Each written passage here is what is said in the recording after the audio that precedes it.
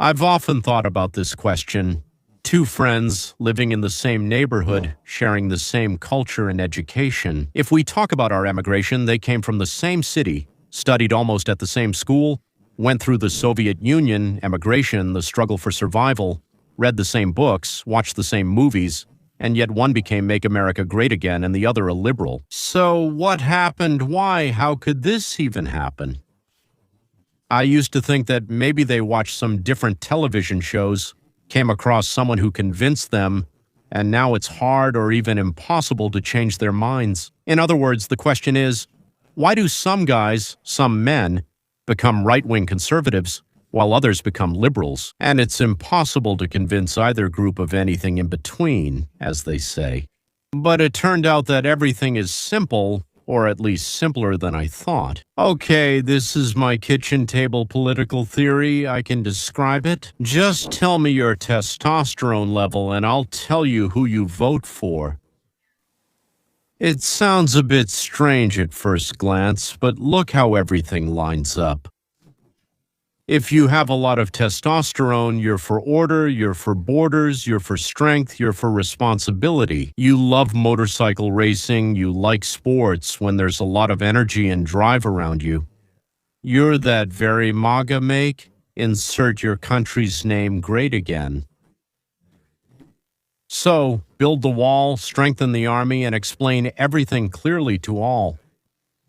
I don't meddle in anyone's business, but I won't let anyone meddle in mine, and I won't let anyone spit in my backyard. That's when you're overflowing with the male hormone, or the hormone of life, if you don't have much testosterone. You get all soft, you want to comfort everyone, to cuddle them, motorcycles annoy you, rugby, you don't watch boxing, you think, let's just feel sorry for everyone, forgive everyone, as long as there's no conflict. And I send you off, you have no testosterone at all, just none at all. Almost none of you. You're turning into the perfect client for leftist movements. The gender rainbow, there are like 48 of them, men and women are social constructs, borders are evil, the army is outdated, patriarchy, and sometimes they call you a passive gay, and sometimes a God's little dandelion. Your life is suffering, and in fact, someone is to blame for this suffering. But never are you the one to blame. I repeat, this is not a medical textbook. It's a political horoscope based on testosterone. Imagine a guy with high testosterone. He doesn't wake up to an alarm clock in the morning, but from an inner feeling. I need to do something active, to strive, to achieve. He doesn't write complaints on Twitter. No, he's looking for where to apply his strength. He doesn't ask, is it allowed? He asks, where's the hammer and nail here? Or a saw or something like that. Yeah, he doesn't dream about basic income. He dreams about a bazooka. Who will a guy like that support? What will he vote for? For the country to be strong, not weeping. He wants to be proud of his nest, even if it's a swamp with green slime. He wants adventure movies, a real army instead of TikTokers, and borders that are truly protected, not just drawn by marketing teams for world map games. He has a pretty simple logic in his head. If I can take care of my family and myself, why do I need a nanny? Well, that's what the government came up with, right? The one that gives out benefits just for breathing. That's the political test. The higher your testosterone level, the less you need a mother in the form of the state, and the more. You need order and clarity of the rules of the game. That's what you need. Order and clarity of the rules of the game. Now another type. Yeah, lower testosterone, higher voice, narrower shoulders, sees the world completely differently. The world is dangerous. It should be safe and cozy, like a kindergarten with nannies. Competition is trauma, and hierarchy is oppression. Such a man likes it when everything is gentle, careful, and God forbid anyone gets offended, God forbid anyone gets offended. From here comes the classic idea: the strong need to be limited, the weak need to be given more, and any boundary is discrimination. The state should distribute everything equally, but where do you get it from? Why consider it? It's unpleasant to think about. He avoids seeing the world as harsh because he's not ready to be harsh. Editor. And here the simplest formula works. Little testosterone, a lot of liberalism. It's like communicating vessels, remember those? And now the extreme stage, testosterone. He left, waved, and said, "You're on your own." Here begins the space where gender is a social construct, where a man can be anyone except a man, where the word masculinity sounds like a diagnosis. In politics, it looks like this. We're all citizens of the world, no army. Let's hug and sign a petition. Continuation. Here, you're not just a liberal, you're an ultra-left, fragile, delicate flower for whom any firmness is considered violence. You could say no testosterone means no right-wing views. Everything that's firm will seem scary and aggressive. All that's left is a rainbow-colored haze. So it doesn't get too serious. Let's put it as a folk saying, where there's testosterone, there's order. Sounds good, or maybe testosterone dropped. Did the social program's budget increase? By the way, that's true, yeah. The more testosterone a man has, the more right-wing views he holds. No, that's not true. Stversny votes for those who promise everything instantly. Next is editor Yegorova. You could even come up with a new folk saying, there are no strong right-wing views with zero testosterone. That's a folk saying. There are no strong views with zero testosterone. Now, an important point. Why do rulers of countries, states, and societies always want men's testosterone to drop? Because a man with high testosterone is hard to control. It's hard to sell guilt to such men. They don't fit the role of a quiet taxpayer who will put up with everything. They just don't fit. But a man with low testosterone is afraid of conflict, afraid of responsibility, and afraid of not being approved by society. It's easy to tell him, listen, the world is harsh, but we're kind. Give up some of your freedom and we'll protect you. Well, from what? From everything bad in general, from everything bad, and even from bad words too. He agrees because he lacks that masculine, hey, let's figure this out, my friend, attitude. Now for the highlight, subtitles by Dimitrorzak. You don't need to rush to take tests or exams now. What exams for hormones? You take tests for hormones, not exams. And what you need to give is not blood, but an honest look at yourself.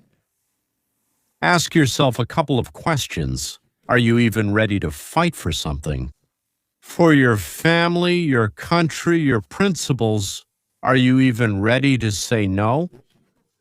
When you see that you're being pushed around, do you want the state to be your father or your nanny? What do you want? Make a choice. If you have a strong sense of masculinity, you're attracted to strength, order, and clear responsibilities. But if you want everything decided, divided, and handled for you, well, does that mean your inner testosterone is already voting more to the left than you think?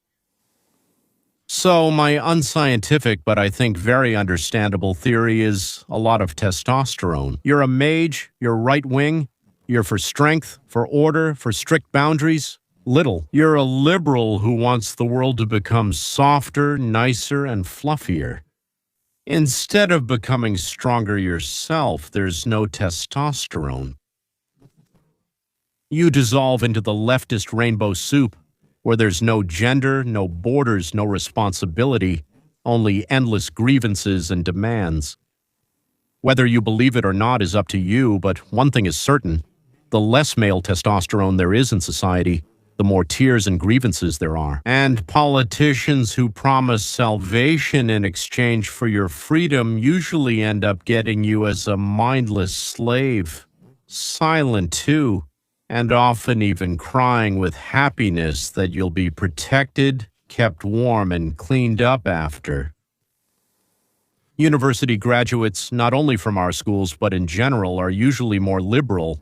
while factory and field workers lean more right. If we talk within the framework of this testosterone theory, it can be explained very simply and figuratively. Research shows that people with higher education, and especially those with postgraduate education, are actually much more likely to hold liberal positions than those whose highest level of education is just high school. The working class remains noticeably more conservative. A university is actually a factory for lowering testosterone. How does it work? A person ends up in an environment where aggressive masculinity is seen as suspicious, competition is considered traumatic, hierarchy, as I already mentioned, is viewed as oppression, and over the course of 4 or 6 years, their hormone is metaphorically suppressed. They are taught to avoid strong positions, to fear conflicts, and to gravitate toward a soft, boundless world. In addition, he is taught that his instincts are terrible and need to be suppressed. It's shameful, it's bad. Only brutes and Republicans think and act that way. And the brain starts to reduce the amount of testosterone, that is the male hormone. Why is the tractor driver more right-wing than a lecturer on 16th century African women's sexual rights? People who work with their hands in factories, on construction sites, in the fields, in workshops, live in a world where reality cares less about their feelings. The machine, the weather, the market, breakdowns, shifts, risk of injury, physical danger. These are not abstract things. This is everyday life. Such a life requires endurance, discipline, and a willingness to endure pain every day. If you often have to make tough decisions and see the world as dangerous and competitive, not as a big cozy campus where conflicts can be discussed in a seminar, and then run to tell someone that Masha pushed me and he's a 2-meter tall guy, but Masha pushed him. The one who survives, well, does better. And the one who has more courage in the real world, more adventurousness, and more toughness. Now we can summarize. In recent years, university graduates have massively shifted to the Democratic Party and have become liberal both culturally and economically. And the working class without a degree has noticeably shifted to the right, to more conservative positions. That is, the longer you live in a world of lectures, discussions, and feelings, a world that isn't real in our everyday life, the more likely it is that your inner testosterone will settle in the university library and start voting to the left, and then even further left. The more you live in a world of work, risk, and responsibility, the more you instinctively choose the right, a more vital and masculine order. Perhaps if we were angels, if all of humanity was ready to solve every issue by squatting and chanting mantras, then the university approach would work. But we are human. And that's why this approach is completely impractical and leads to what has happened many times throughout the history of our civilization. Barbarians come, whether they're our own or outsiders, it doesn't matter. And they take away, enslave, rape, and until their grandchildren are born and the process of losing testosterone begins, the barbarians rule the show. Then new barbarians come, and everything repeats itself again.